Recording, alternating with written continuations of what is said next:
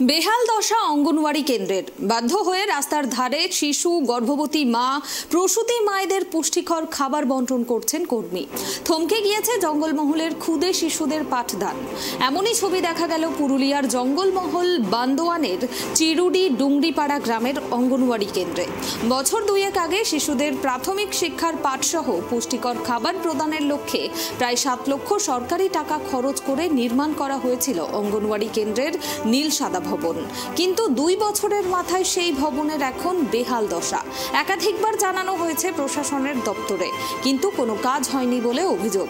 বাধ্য হয়ে অঙ্গনওয়াড়ি কেন্দ্রের কর্মীরা রাস্তার ধারে খাবার বন্টন করছেন, রান্না করছেন অন্যের বাড়িতে।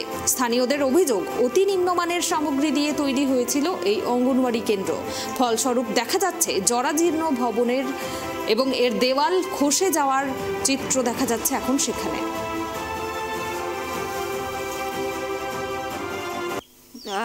খাবারটা দিই কোনো রকমে অন্য জায়গায় করিয়ে আনি, আর যে বাইরে দিই, কিন্তু আমরা পড়াশোনা করতে পারি নাই।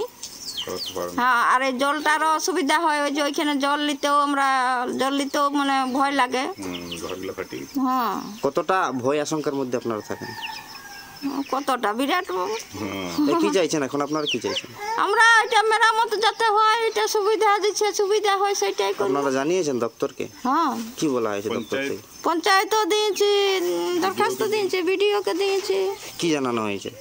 যে আমাদের ঘরটা ভেঙে গেছে। তো ওনারা কি জানিয়েছেন? ওনারা বলছে আপনারা বেরিয়ে যান।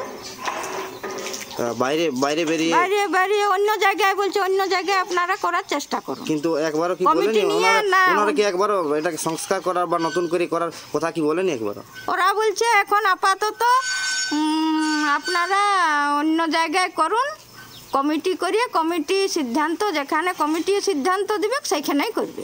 এটা আমাদের লক্ষ্য আছে, আমরা যত তাড়াতাড়ি পারি শীঘ্রই আমরা প্রাণপণ দিয়ে চেষ্টা করছি। সেখানে খুব ছোট ছোট বাচ্চারা বা বাচ্চাদের মায়েরা সবাই সেখানে উপস্থিত হয়।